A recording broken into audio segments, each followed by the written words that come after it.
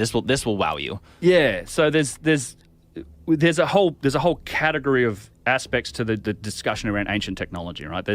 And I have to be kind of careful about what you say, oh, it is or it isn't, because in reality, we really haven't analyzed that many artifacts. This vase work that we've done, first one we've actually taken a look at, that core, that's the first one and the only one that's really been analyzed.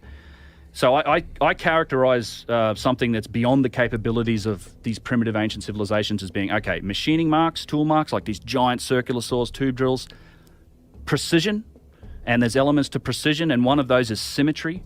And there's been some interesting studies done on the faces of giant statues. One in particular is the face of Ramses. There's a statue at Luxor.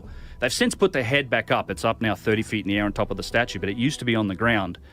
And again, Chris Dunn was real seminal in this. He went and took a photo, like bang on, like very front on, and then what he did was you take a copy of that photo, you make it 50% transparent, make the original 50% transparent, you take one and you flip it like on that horizontal axis, then you overlay them, right? So you would see like the left to right, it's like overlaying the left side on the right side, and it's perfect.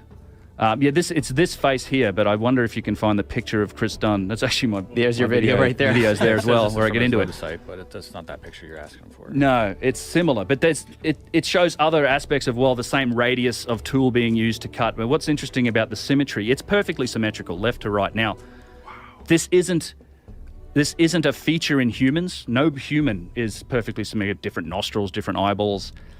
It's also not something that is done in artwork. So, people often say, well, Michelangelo, he carved David. It's a beautiful statue. I've seen it. It's incredible. But it's human. It's not symmetrical. Symmetrical is, you can't achieve that degree of symmetry just by eyeballing it and doing it by hand. And it's also something that's not really human. I think some of these statues almost look a bit inhuman because of that symmetry when they're up there and they're staring at you, because it's mind-blowing to actually go and look at them.